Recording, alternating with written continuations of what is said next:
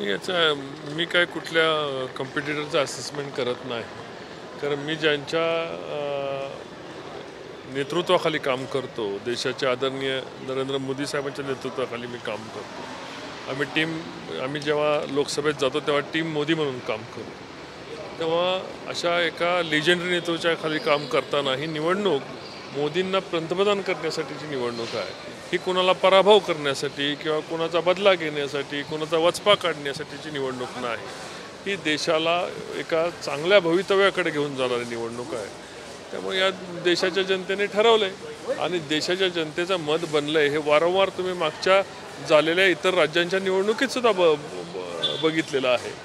महाराष्ट्रात याच्यापेक्षा वेगळा निकाल लागणार नाही.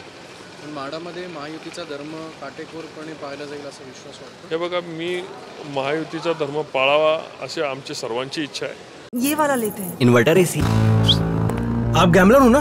गैम्बलर? जुआ खेलते हो ना? तुम जुआ खेलते हो? अरे नहीं, ये तो कुछ भी बोले जा रहे हैं. इतनी महंगी और नाजुक एसी खरीद कर स्टेबलाइजर नहीं लोगे तो ये जुआ नहीं हुआ तो क्या हुआ? सिर्फ एक फ्लक्चुएशन आपके इन्वर्टर एसी के पार्ट्स को डैमेज कर सकता है. उसे वी गार्ड से सुरक्षित रखिए. V guard, India's number 1 stabiliser.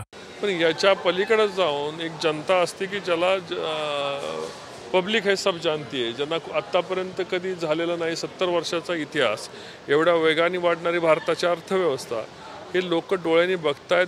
चांगल्या रस्त्यावरून जात आहेत, चांगल्या वातावरणात राहत आहेत, चांगले एअरपोर्ट्स पाहत आहेत, चांगले रेल्वे स्टेशन, चांगले बस स्टॉप्स, चांगल्या प्रकारचे अन्नव्यवस्था, हे सर्व पाहत आहेत.